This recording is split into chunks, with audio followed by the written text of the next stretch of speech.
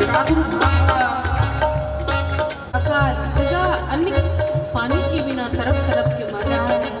त्राही मांग करते हुए विदेह राज जनक जी के महाराज के मन में त्राही मांग करके प्रजा दुखारी है और कहते हे राजन, जिस राज में प्रजा दुखारी है उस राजा को धिक्कार है जीना।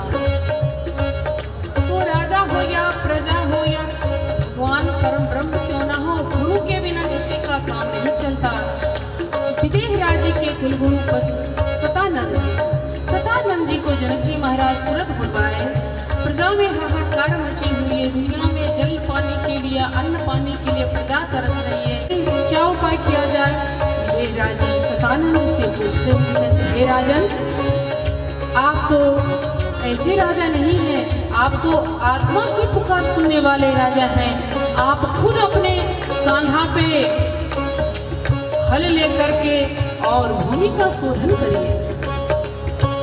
विदेह राजी महल में जाकर अर्धांगिनी श्री सुखना जी से विचार करते हैं, भाग्ने आप मुझे इस कार्य में आप मुझे मदद करोगे? तो सुनैना मैया कहती है प्राणनाथ क्यों नहीं, पत्नी तो वही है जो पति के काम आए, आदेश का पालन करे। मैं आपकी शर्तें पालन करने के लिए तैयार हूँ, मैं भूमि शोधन करने के लिए तैयार हूँ, यज्ञ करने के लिए तैयार हूँ, प्रजा का कष्ट नहीं देख सकती हूँ। हे प्राणनाथ आपकी जैसी आज्ञा हो। अब सतानंद जी गुरुदेव की आज्ञा के अनुसार विदेह राजी और सुनैना मैया ने ऐसा प्रण किया और अपने हल पे कांधे पे हल रख करके और दोनों बैल का काम किया, बैल बने और सतानंद जी हरवाह बने। गुरु के बिना कोई भी काम सिद्ध नहीं हो, कोई भी नहीं। भगवान राम जी को भी गुरु के साथ ही जनकपुर आए, तब तो इतनी सुंदर दुल्हन प्राप्त हुई। गुरु का सेवा आपकी जय हो, गुरु सतानंद जी की जय हो, गुरु सतानंद जी की जय हो। अब सोने का हल बना करके और जनक जी महाराज और सुनैना मैया भूमि शोधन करती, वो दृश्य कल्पना करिए कैसा होगा। और उसी भावना के अनुसार पूज्य सदगुरुदेव पूज्य मामा जी महाराज का भाव है, सोने के जुआर सोने के हरी परी है, सोने के जुआर सोने के हरी परी है, सोने के लाल हरीश है, सोने के लाल हरीश कन्हैया के लिए राजा जनक सुनैना रानी, कन्हैया के लिए राजा जनक सुनैना रानी, सतानंद है हरवाह, सतानंद है हरवाह। ये हो कुछ ही देर हल चलाते चलाते जैसे ही भूमि शोधन करने के लिए आगे बढ़ते हैं, देख रहे हैं विदेह राजी महाराज सुनैना अम्बा पसीना से ओत-प्रोत हो चुके हैं, हल आगे नहीं बढ़ रहा है। कारण क्या है? चलते चलते भूमि में वो हल अटक गया है। आप प्रजा के लिए इतना भारी काम करेंगे, प्रजा को सुख पहुंचाने के लिए अपना सर्वस्व बलिदान करेंगे तो भक्ति महारानी तो आएगी। कौन को मिली ऐसी सिया जैसी बेटी? इतने में ही हमारी सिया जो धरती में आकर के शोभावान हो चुकी है। चलत चलत धरती में अटकल, चलत चलत धरती में अटकल, आगे न खींच लेंगी नाई, आगे आगे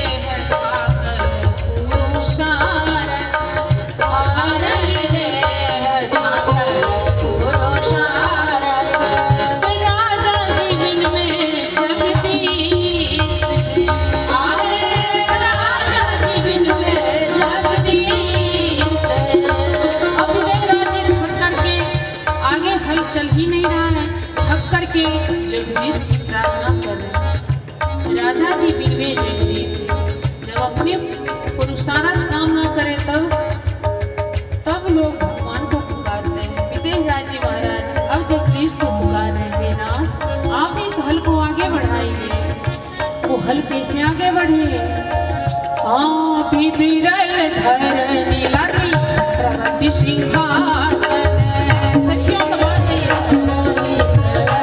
सिंहासन बिदरल धरनी प्रगति सिंहासन बिदरल धरनी प्रगति सिंहासन कोटि उदासन दुखी बनत है आए कोटि